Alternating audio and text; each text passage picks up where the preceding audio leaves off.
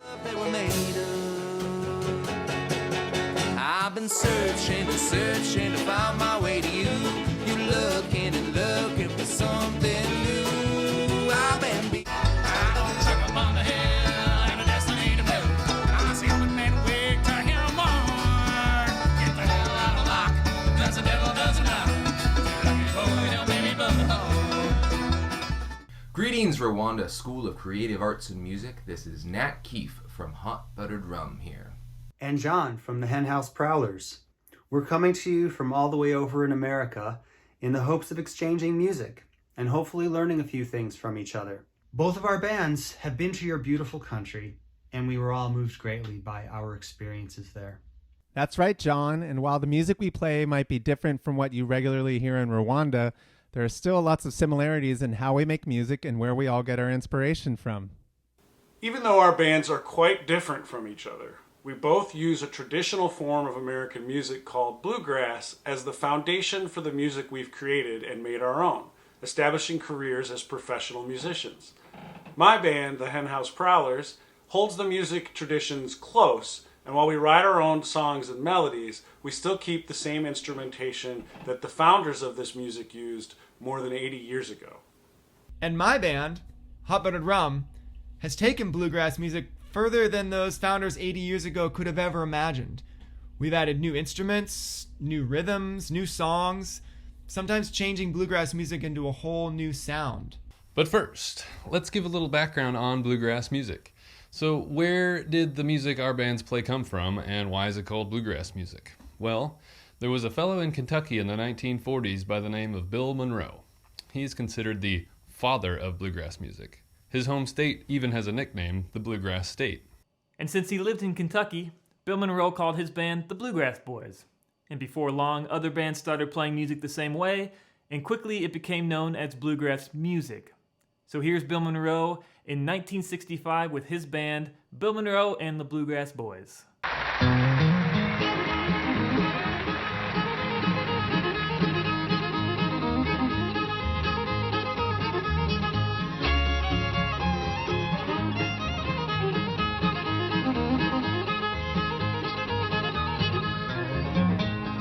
People would come from far away to dance all night till the break of day. When they called her hollering, do-si-do, you knew Uncle Pen was ready to go.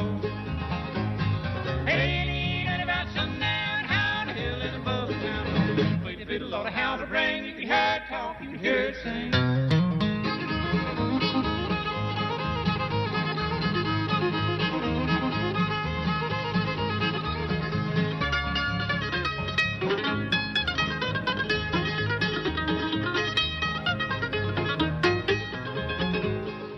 Bluegrass is a very American form of music because, like so many things that are considered American, it takes influences from many places and brings them together to create something new and exciting.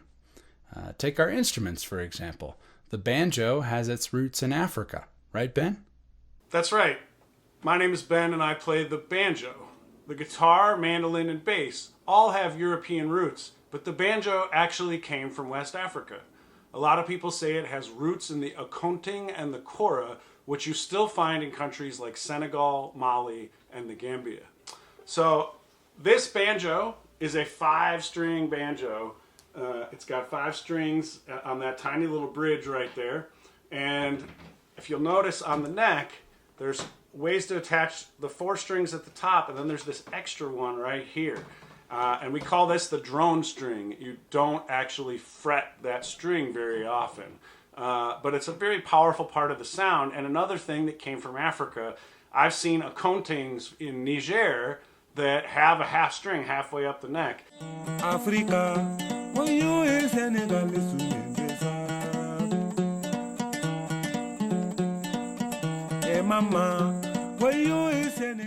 and originally this instrument would have been made out of a calabash or a gourd at the base instead of a drum. The drum is a much more modern take on it, and it really gives it its sound. So I'm going to show you how this works. On my fingers, I've got picks. I've got 2 metal finger picks on my index and my middle, and I got a plastic thumb pick on my thumb. And The style of banjo that I play is called three-finger style because I use those three fingers to play. And I really just play a lot of patterns on the strings, at least at the roots of it. So.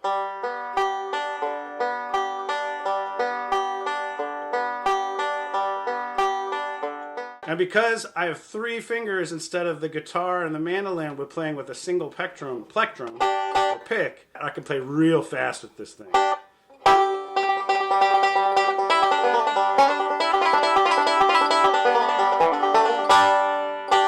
So that's a short primer on the banjo. It's a really powerful and loud instrument. But we're going to pass it off to John here to talk about the bass, which also has a very important role in bluegrass music. Take it away, John.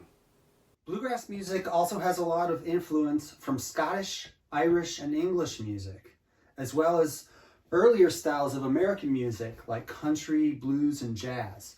Really, whatever people heard on the radio became an influence on the pioneers of the bluegrass genre. But they also chose to create all of their rhythm with string instruments. I'm John, and I play bass for the Henhouse Prowlers. Our band plays bluegrass music in this traditional way, with all string instruments and no drums. So each instrument in the band plays an important rhythmic role.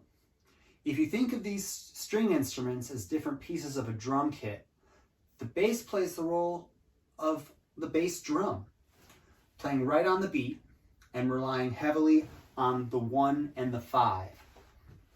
I'll show you.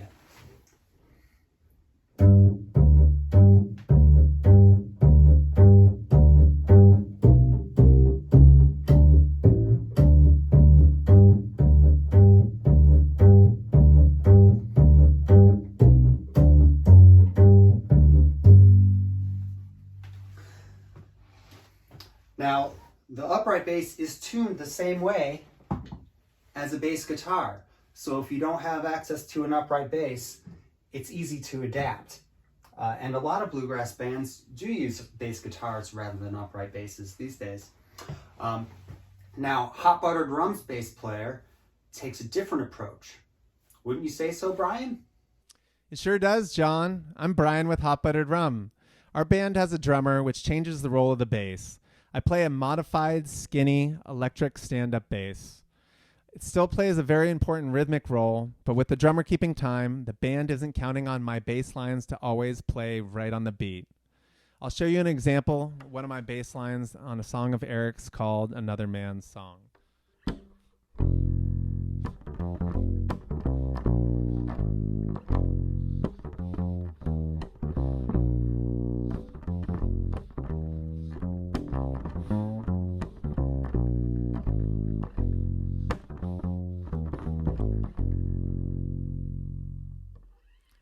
In bluegrass music, the bass has a key rhythmic partner, and that's the mandolin. Tell us about it, Jake. Hello, it's Jake from the Henhouse Prowlers again. So I play the mandolin, which is an 8-string instrument that is tuned like a fiddle and fifths, but using paired unisons. As Brian mentioned, the mandolin plays a specific and important role in bluegrass music, which interlocks with the bass. So while the bass plays the 1 and the 3, like a bass drum, the mandolin is playing the 2 and the 4, like a snare drum.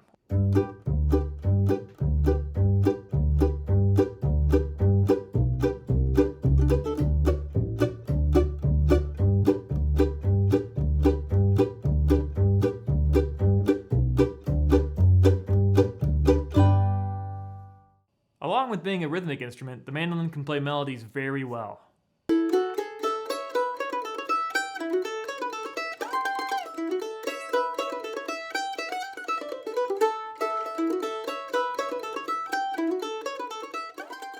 This is something the fiddle does very well. So Dan, why don't you go ahead and tell them about the fiddle? Thanks, Jake. I'm Dan Andry. I've played with the Henhouse Prowlers and with Hot Buttered Rum, and I play the fiddle, also known as the violin. The violin has a centuries-old history from Europe. They used to play, and still do to this day, very sweetly, very polished. They do something called vibrato, where you wiggle your finger to make a sweet sound on the note. So here's something that might be considered violin style.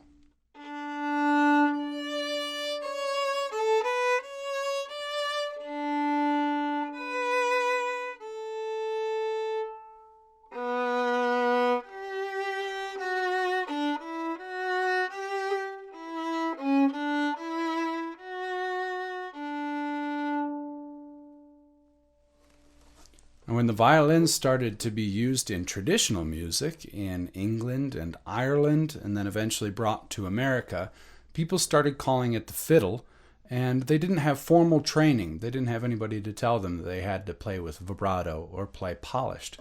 So they started playing however they wanted. Maybe they'd play that same song like this.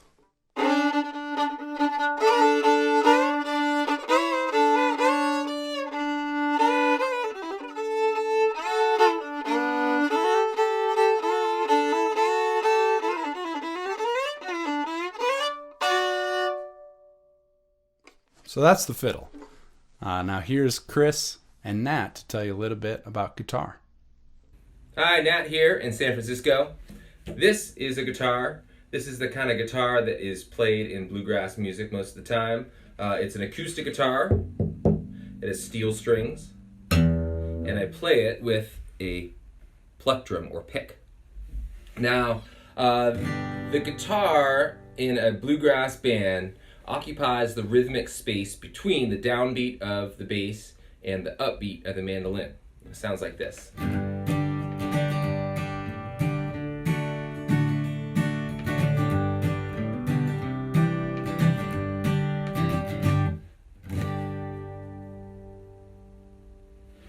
Thanks, Nat. Chris here from Henhouse Prowlers in much colder Indiana.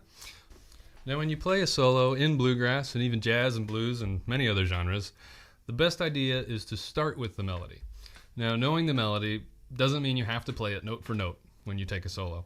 Another thing to do is a musical term called improvisation, where you're really just kind of playing how the song makes you feel while keeping in mind the melody at its core. So if we look at this classic bluegrass tune, Fireball Mail, there's the simplest form of the melody, and that's here. 2, 3.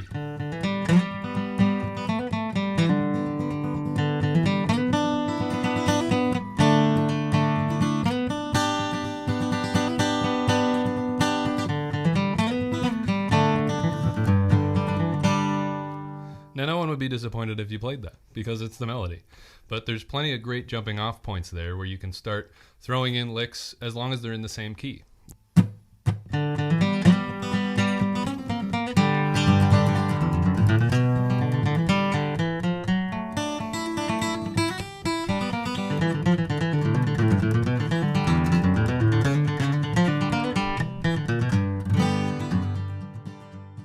Hey everybody, my name is Eric Yates, and I play with Hot Buttered Rum. I play the banjo with Hot Buttered Rum, and I also play this instrument, the dobro. The dobro is an instrument that was invented in America by a pair of immigrants named the Dopiera brothers.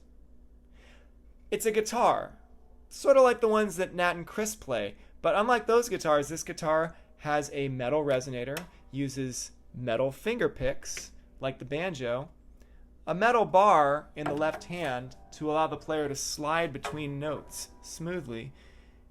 And as you can see, it's played on the lap, like this.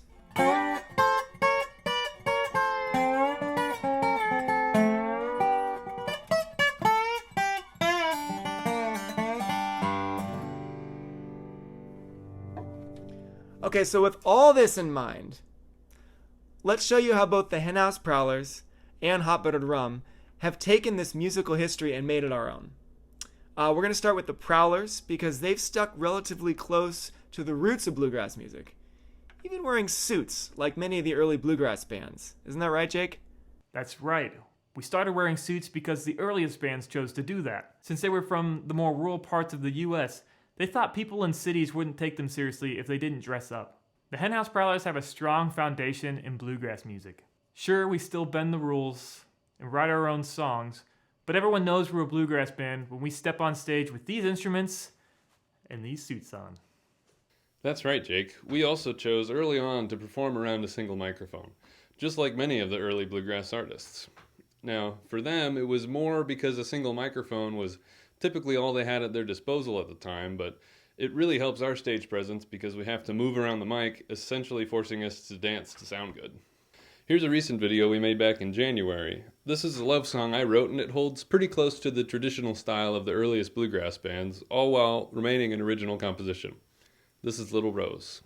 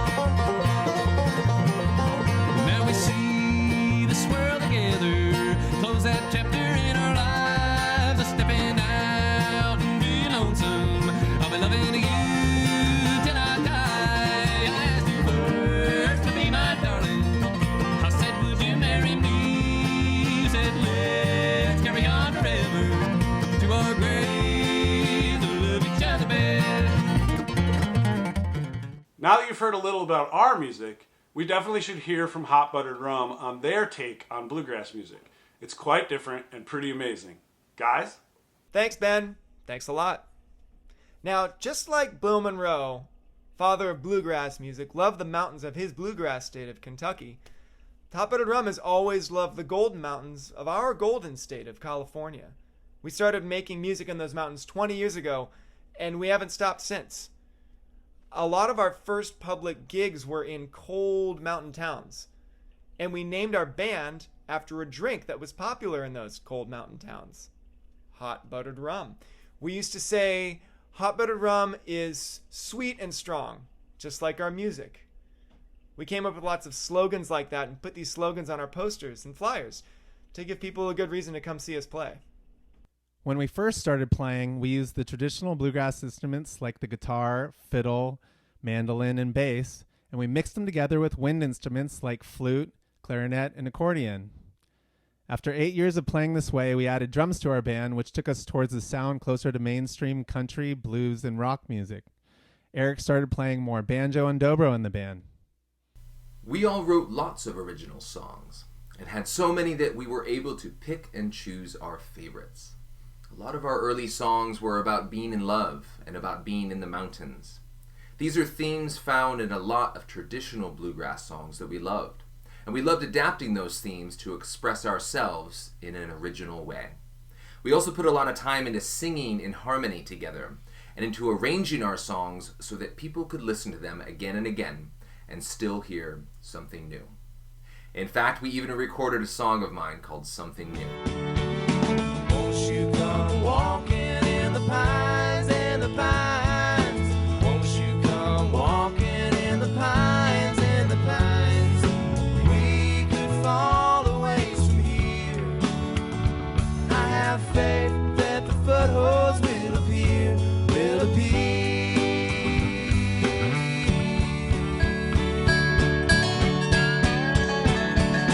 I'll put on my best clothes just for you, just for you.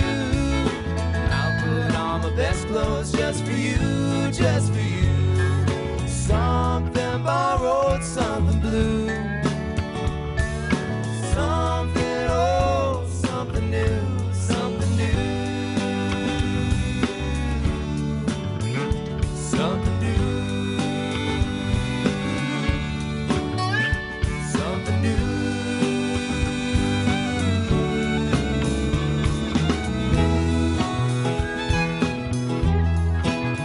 There's not a force in this world, any place, any time, like the human soul on fire. Human soul on fire. So that's an idea of the different ways that American bands can take a musical tradition and forge their own path with it as the foundation for their musical careers. It has taken a lot of studying traditional bluegrass to create the roots of the music that we play. Just like Popo and your Gakondo teacher have been telling you, it is important to start with the musical history that came before us. We need this knowledge of our tradition before we can make something new, original, and meaningful. We can't wait to hear from you all about your Rwandan music traditions and maybe even make some music together.